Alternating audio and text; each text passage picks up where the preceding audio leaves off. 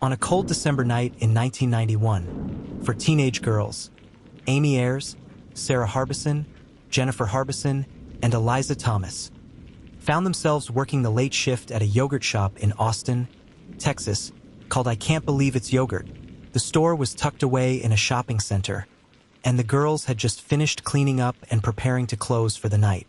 For them, it was just another work night, but little did they know, their lives would be brutally cut short in a crime that would devastate their families and haunt the city for decades. The details of what happened next remain a chilling mystery to this day. The girls, aged 15 to 19, were abducted, sexually assaulted, and then murdered in the most horrific manner. After the crime, the perpetrators set the store on fire, presumably to destroy any evidence of their actions. But in their haste, they had overlooked something crucial. The crime scene, though burned, still held traces of their brutality. The next morning, a passerby noticed the fire and alerted authorities. When the fire was extinguished, the bodies of the 4 girls were discovered, lying lifeless in the back of the store. They had been executed with cold precision, shot at point-blank range in the head. There was no sign of robbery. Nothing had been stolen from the store, and the girls' personal belongings were untouched. The scene, though tragically violent, left behind more questions than answers. The investigation began almost immediately. Austin police arrived at the scene, but the crime was so unusual that they were left grappling for answers. Who could have committed such a violent act against 4 innocent young girls? What was the motive? At first, police considered a botched robbery as the most likely explanation, but as they combed through the details, a different story began to emerge. There was no evidence of forced entry, which suggested that the perpetrators knew the girls or at least had some connection to the store. More perplexing was the fact that the girls were killed with such brutality. Yet there was no apparent motive, no sign of anything stolen. The store's owner, though heartbroken, offered little assistance. There was no obvious reason why the store or the girls had been targeted. The idea of a random act of violence was hard to accept.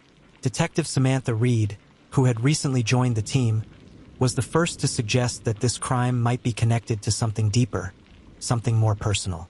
The scene didn't feel like a senseless act of violence. It felt deliberate. The girls had been shot at point-blank range, their bodies left to be discovered by the first person who came across the fire. And then there was the fire itself, too clean, too controlled for it to have been an accidental byproduct of the crime. The police continued searching for a lead, but as the days passed, they had little to work with. However, they did find a clue, a distinctive boot print near the back door of the yogurt shop. The print was unlike any seen in the area before, but the lead was too vague to act on. For months, the investigation stalled, and the case seemed to be slipping through their fingers. As the case grew colder, the police began turning to more modern investigative methods. They turned to forensic evidence, hoping it would unlock the mystery. DNA was relatively new in criminal investigations at the time, but it had already proven itself as a vital tool in identifying suspects. The DNA samples recovered from the victims, the scene, and the clothing would eventually become the key to solving the crime. The first breakthrough came when the police linked the crime to Maurice Pierce. A local man with a criminal background, Pierce had been involved in petty crime for years. His name surfaced in connection with the case when a witness came forward, saying they had seen him near the yogurt shop shortly before the murders. The witness had noticed Pierce acting suspiciously, and, though the sighting didn't immediately lead to anything concrete, it was enough to add Pierce to the list of suspects. When Pierce was questioned by the police, he denied any involvement in the crime. But there were inconsistencies in his story. He claimed to have been at home the night of the murders, but there was no alibi to back up his claim. In fact, his whereabouts that night were difficult to pin down, and police soon realized that his story didn't add up. As Detective Reed dug deeper into Pierce's background, she discovered that he had a history of violence. He had been arrested multiple times for assault and theft, though nothing had ever stuck. But Pierce wasn't the only one with a dark past. As the investigation continued, new suspects began to emerge, and the case took a surprising turn. One suspect stood out above the rest: Robert Springsteen. Like Pierce, Springsteen had a criminal record and had been living in the area at the time of the murders. But the connection wasn't just based on his criminal history, it was his relationship with Pierce. The two had known each other, and the police began to wonder if there had been a connection between them and the murders. The deeper Detective Reed investigated, the more she uncovered about Springsteen's unstable emotional state. He had been in and out of mental health facilities, and his history of aggression pointed to a deep-rooted anger. But it wasn't just that. Springsteen's involvement in the case started to look more intentional, more planned. What was the true motive behind the murders? For Pierce and Springsteen, it became clear that there was more than just a random act of violence. Anger, resentment, and fear of being caught were the driving forces behind the killing.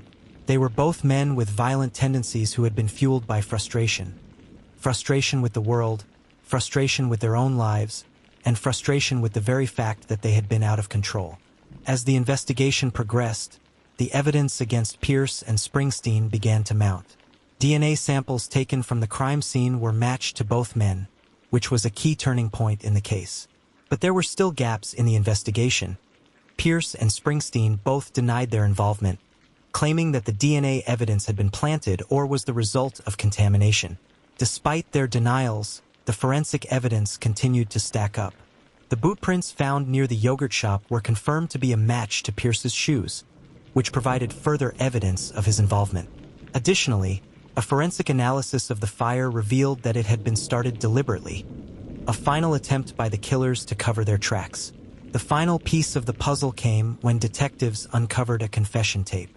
It was not an official confession, but a conversation between Pierce and Springsteen recorded in jail. In it, Pierce admitted to being involved in the murders, though he tried to downplay his role, suggesting that Springsteen had played the more dominant role in the killings.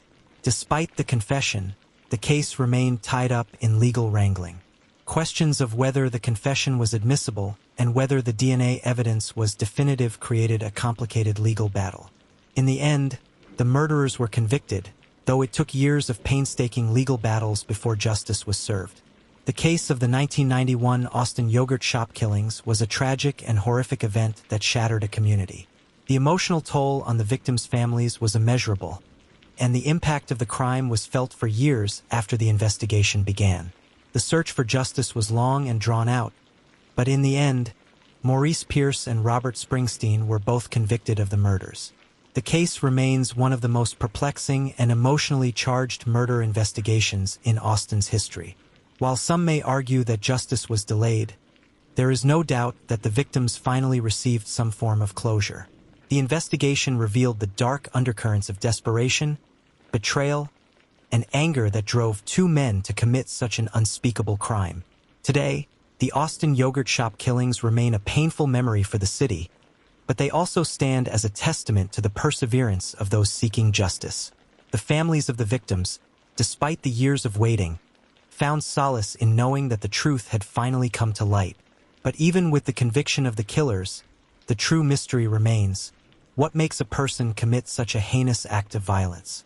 This case, like so many others, left a trail of unanswered questions and emotional scars that will never truly heal.